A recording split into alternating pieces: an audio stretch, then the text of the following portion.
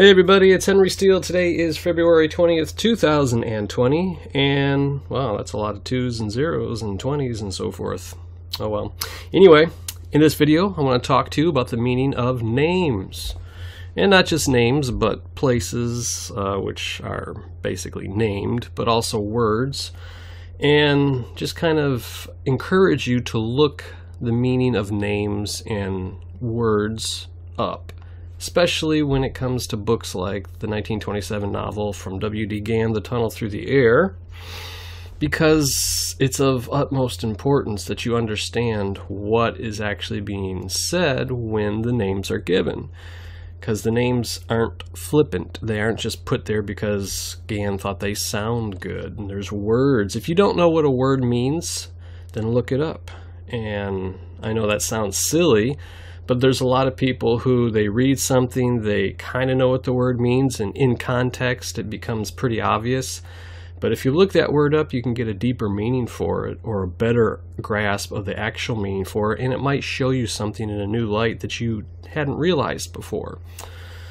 So I wanted to go through a few things in the book and just look them up real quick and give you examples of what I'm talking about. And if we start at the very beginning of The Tunnel Through the Air, Chapter 1 on page 1, we see it says, in the extreme northeastern corner of the Lone Star State of Texas, about 8 miles west of Tex Arcana.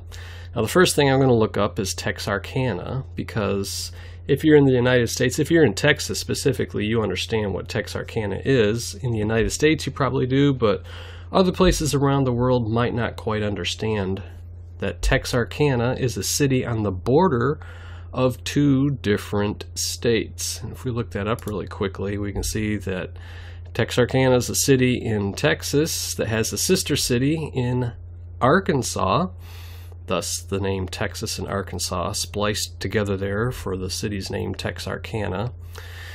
And so when Gann gives us this name, this location of Tex Arcana right there, it's actually important. And not only that, notice how he splits it up there.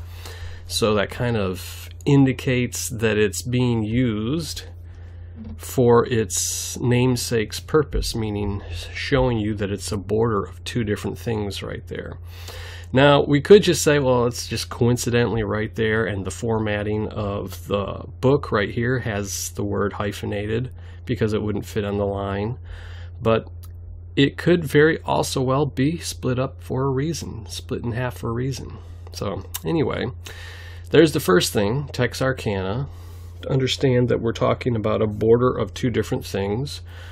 The next thing is the first person's name that we see is actually Amelia Gordon. That's Robert Gordon's mother in the story. So we should look up that. There's Tex Arcana, and here we see Amelia.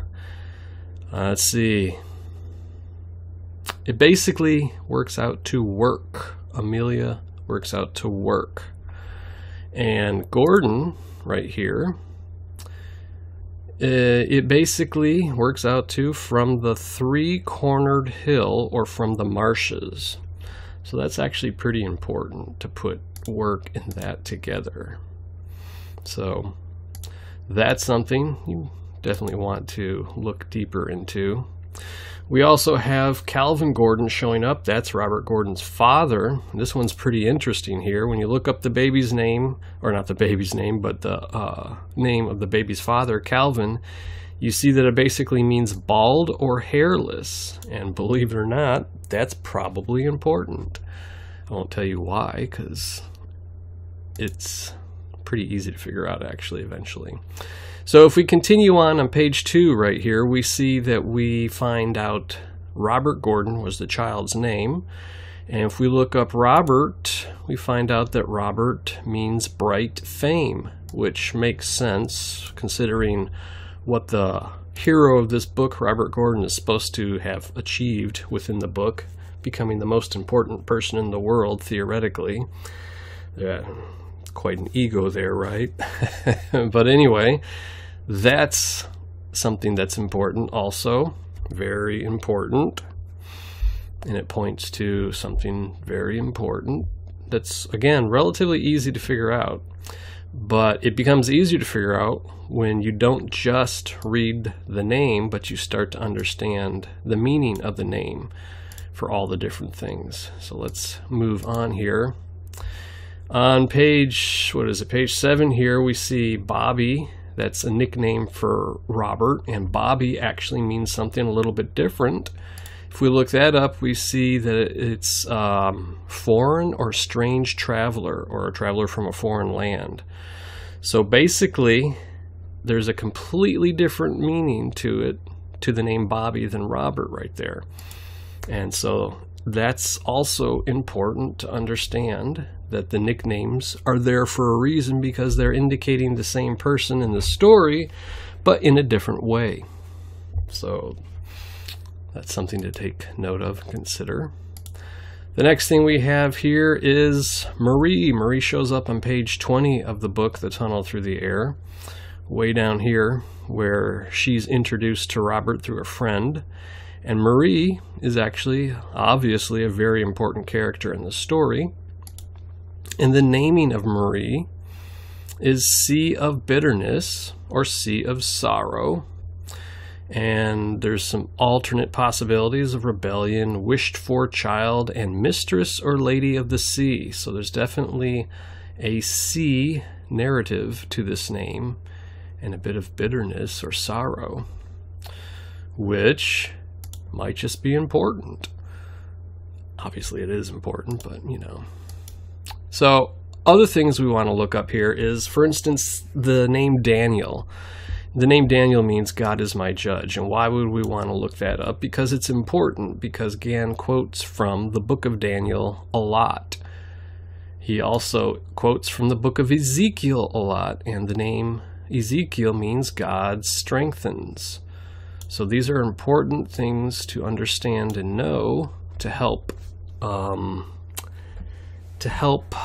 understand what's going on in the story, in the foreground and in the background, so to speak. And then I'll go ahead and give you one more example right here. This one's not a name per se. It is a name, but it's not a name of a person. It's a name of a time. And this comes from page 378 in this first, second, third paragraph here.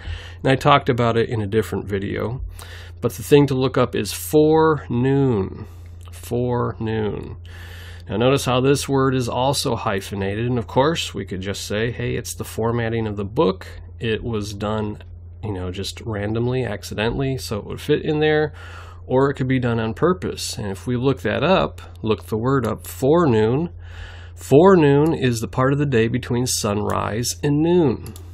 So it's not just a specific hour, but it's the entire period of time from the ascendant to the midheaven is one way to put it. Or, since the word is actually split up here, maybe the term should not be confused. Forenoon, one word. The term should not be confused with forenoon, two separate words, which is a translation of the Latin word antemeridium, meaning a time between 12 midnight and 12 midday. So that's something to consider right there. But anyway, these are just some of the examples I wanted to show you about looking up names, looking up the meaning of names, looking up words that you may or may not understand, such as forenoon, that will help you derive a deeper understanding, or can help you. It doesn't necessarily mean that it will help you. But if you're wanting to dig into this book and understand it better, then one of the simplest, easiest ways that you can open the book up even deeper, if you haven't already done this, is just simply look up the meaning of the names. Look up the meaning of, if it's a city's name, if it's a person's name, extremely important. Anytime you see something that's not spelled correctly, that's also very important, because it's not an accident.